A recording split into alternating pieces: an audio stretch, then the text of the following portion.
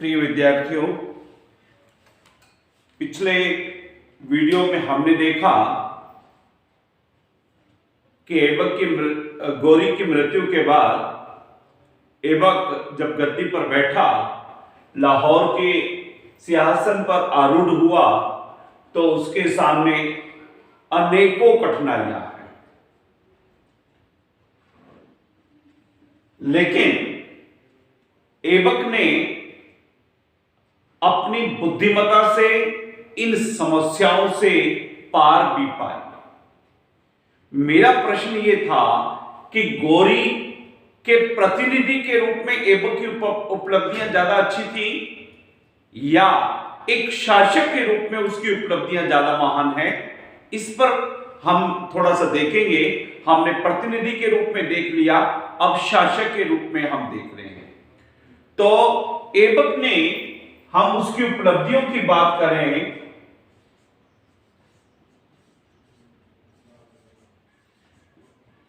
तो सबसे पहले अपने समर्थकों का दल बनाया या गुट बनाया। स्वाभाविक है, अमीर उसे अपना सुल्तान मानने को तैयार नहीं है। जिनके कंधों के बल से हम सिंहासन पर आरूढ़ होकर राज कर सकते हैं, वो ही हमारा विरोध कर रहे हैं। हमारी शक्ति का आधार ही हमारा विरोध कर रहा है, तो फिर शासन करना एक सुल्तान के लिए बड़ा मुश्किल कार्य है। तो इस हेतु ऐबक ने सबसे पहले अपने समर्थकों का एक गुट बनाया। उसने क्या किया? उसने अपने पक्ष के अमीरों को ऊंचे ऊंचे पद दिए, उन्हें अमीर बनाया। अपने पक्ष के लोगों को ऊंचे ऊंचे पद देकर उनकी स्थिति को मजबूत किया। बाकी जो विरोध कर रहे थे अमीर, उनकी स्थिति को डाउन किया, नीचा किया, जिससे इनकी पकड़ प्रशासन पर, पक्ष के लोगों की पकड़ प्रशासन पर बढ़ेगी, तो स्वाभाविक रूप से ऐबक की स्थिति मजबूत होगी।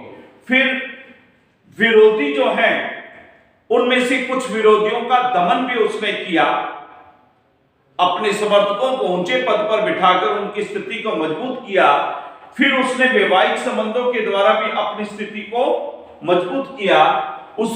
जैसे गौरी का गुलाम था ऐबक, ऐसे ही ऐबक का गुलाम था इल्तुतमिश।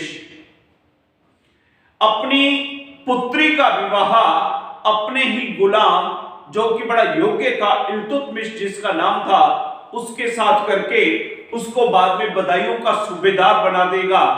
इस प्रकार एक योग्य व्यक्ति को अपने साथ लिया, अपना बनाया।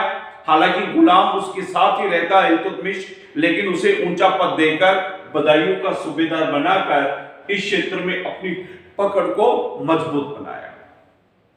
फिर उसने अपनी बहन का विवाह सिंध के शासक, यहां सिंध पर कुबाचा ने अधिकार कर रखा है, नासिरुद्दीन कुबाचा, अपनी बहन का विवाह कुबाचा के साथ कर दिया और स्वयं अपना विवाह यल्दौज, जो कि ताजुद्दीन यल्दौज, जो कि गजनी का शासक है, उसकी पुत्री के साथ कर लिया।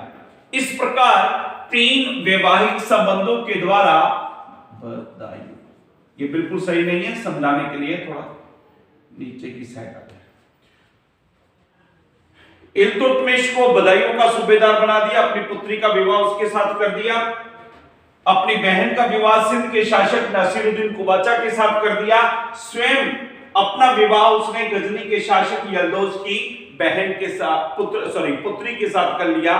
इन वैवाहिक संबंधों के द्वारा उसने अपनी स्थिति को संवारा।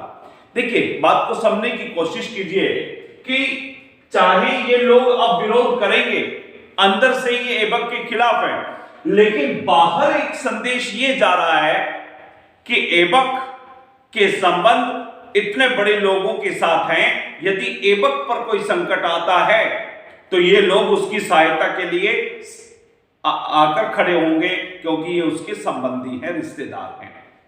तो इस तरह से ऐबक ने अपनी स्थिति को मजबूत करने के बाद दूसरा जो कार्य किया वो था यल्दौज का दमन, गजनी के शासक यल्दौज का दमन। आप कहेंगे सर उसकी पुत्री के साथ विवाह किया और फिर उसका दमन। राजनीति में और सत्ता के लिए प्रत्येक राजा संबंधों को साइड में करेगा और सत्ता का विस्तार करने में लगा रहता है। यल्दौज का दमन करने का कारण क्या है? यहां ऐबक बिल्कुल सही है। कारण यह था कि गजनी का शासक गोरी के बाद गजनी का शासन ताजुद्दीन यल्दौज, जो कि गोरी का ही एक गुलाम था, उसके पास आ गया है और उसने गजनी में अपनी स्थिति को मजबूत कर लिया है। अब वह सिंध, यहां पर एक शहर पड़ता है मुल्तान, ये मुल्तान भी नासिरुद्दीन कुबाचा के पास है। यल्दौज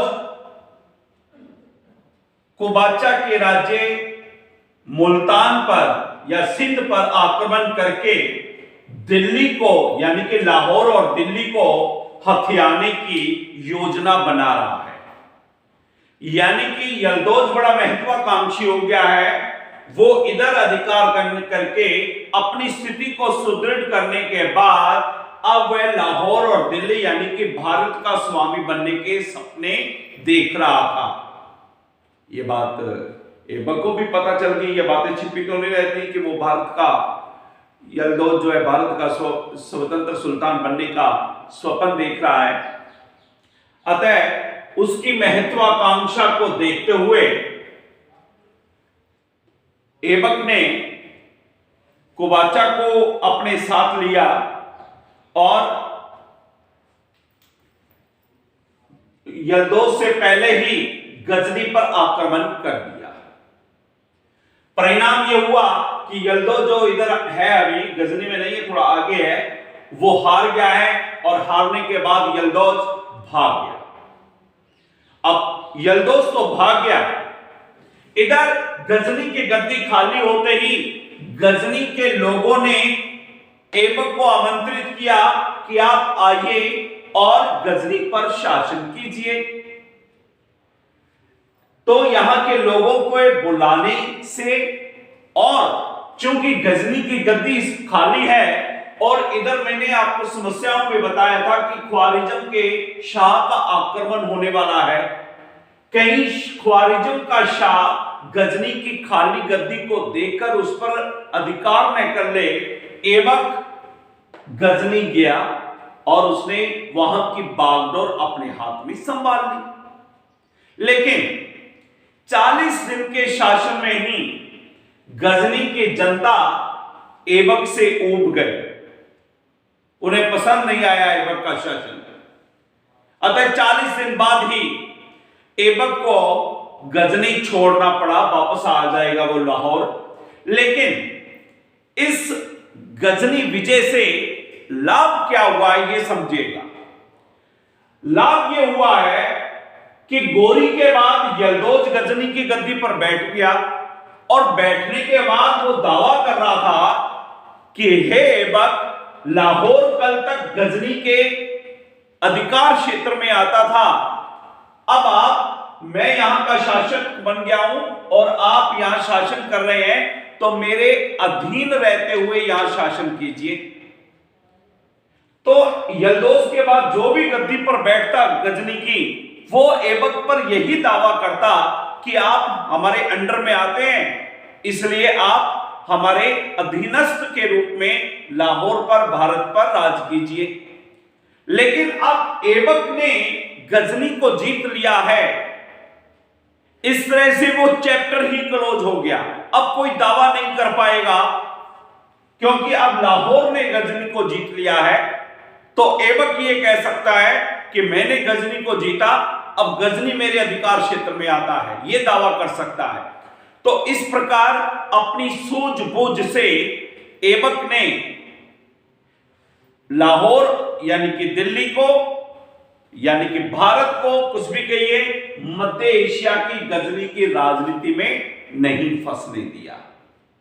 ये उसकी दूसरी उपलब्धि है।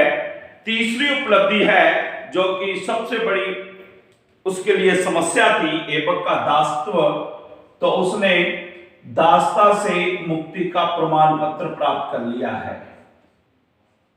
दासता मुक्ति प्रमाण पत्र प्राप्त किया।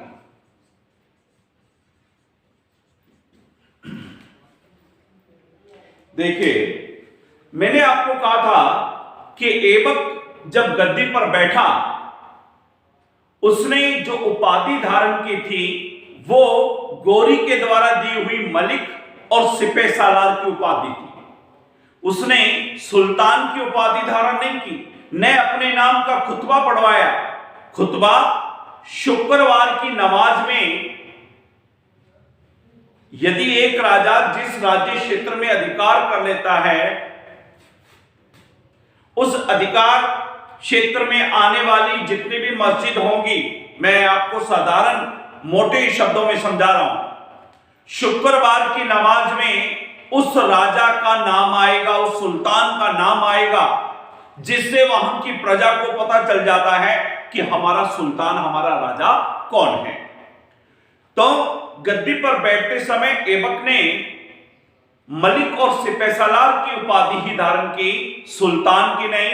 न अपने नाम का खुतबा पढ़वाया और न ही अपने नाम के तब सिक्के चलवाए थे, मुद्रा जारी करवाई थी, क्योंकि वह गुलाम था और इस्लामी परंपरा के अनुसार एक गुलाम को, एक दास को सुल्तान बनने का कोई हक अधिकार नहीं था। अतः जब यह्या बिन अहमद अपने ग्रंथ तारीख ए मुबारक शाही में लिखता है कि जब ऐबक अपने गजनी प्रवास के समय गजनी में था, जब उसने गजनी को जीता था, 40 दिन वो वही था गजनी में, तो उसने गोरी का जो वास्तविक उत्तराधिकारी है, वास्तविक उत्तराधिकारी यल्दोज नहीं है, वास्तविक उत्तराधिकारी गोरी का गियासुद्दीन मोहम्मद है। उसने गियासुद्दीन मोहम्मद के पास एक पत्र भेजा कि हे गियासुद्दीन मोहम्मद, यदि आप मुझे दासता से मुक्ति का प्रमाण पत्र दे दें, यदि आप मुझे दासता से मुक्त कर दें, तो मैं और स्वतंत्र सुल्तान मुझे भारत का मान लें, तो मैं ख्वारिज्म के शाह का जब गजनी पर आक्रमण होगा, आप पर आक्रमण होगा, तो मैं आपकी सैनिक सहायता करूंगा। गियासुद्दीन मोहम्मद ने सोचा कि मेरी स्थिति कमजोर है और ख्वारिज्म के शाह का डर मुझे सताता रहता है, उस डर की वजह से मैं ऐबक पर कोई नियंत्रण तो पहले ही नहीं कर पा रहा हूं।